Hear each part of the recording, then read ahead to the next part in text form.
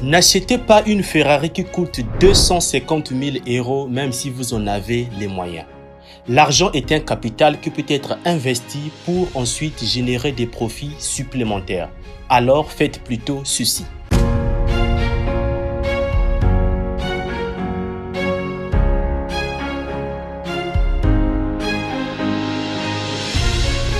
Salut et bienvenue sur ma chaîne, moi c'est Versus Cédric. Ici je te parle des affaires d'argent et si tu as besoin de la motivation, eh bien tu es au bon endroit. Alors abonne-toi, active la cloche de notification et n'oublie pas de partager les vidéos. Alors, la question est de savoir, peut-on acheter une Ferrari qui coûte 250 000 € sans avoir besoin de dépenser ces 250 000 €?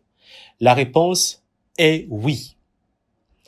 Imaginons que vous avez 250 000 € sur votre compte bancaire et que vous voulez bien évidemment acheter une Ferrari qui coûte 250 000 €. Eh bien, les calculs sont tout à fait simples. Donc, au lieu d'acheter une Ferrari qui va vous coûter 250 000 €, sachant que c'est un passif qui va perdre sa valeur au fil du temps, alors il existe une meilleure solution. Donc, lorsque vous avez 250 000 € sur votre compte bancaire, eh bien, ce que vous allez faire pour acheter votre Ferrari, prenez un prêt bancaire. Prenez un prêt à la banque. Achetez votre Ferrari. Et puis, utilisez vos 250 000 € pour pouvoir acheter un bien immobilier de façon cash qui va vous générer des revenus après. Je prends un exemple simple.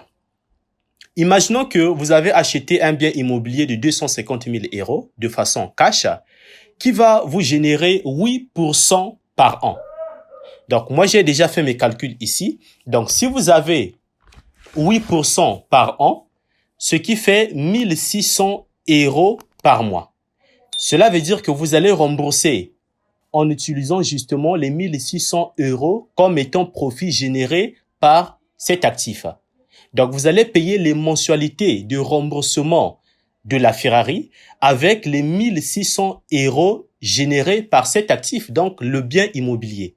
Donc, ça, c'est une meilleure solution. Cela va vous permettre de pouvoir gagner beaucoup plus d'argent et de pouvoir épargner beaucoup plus d'argent.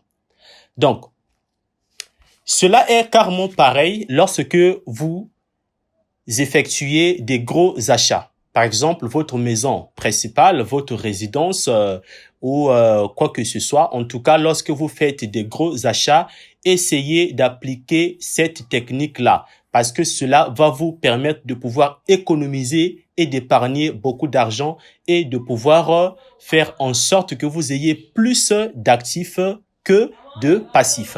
Il n'y a pas très longtemps, Aliko Dangote a lancé une méga raffinerie en Afrique.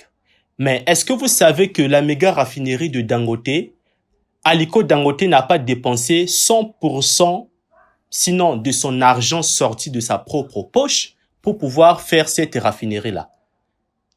Aliko Dangote n'a dépensé que 50% de son fonds propre. Je répète, il a dépensé que 50% de son fonds propre. Et les autres 50%, c'était des prêts bancaires. Donc, c'était des dettes contractées au niveau des banques. Donc, il n'a dépensé que 50% venant de lui et 50% venant des banques. Ce qui lui a donc permis de pouvoir mettre en place la méga raffinerie qui, aujourd'hui, se trouve au Nigeria. Commencez donc, essayez de travailler avec les banques de cette façon-là pour pouvoir faire vos achats qui coûtent énormément d'argent.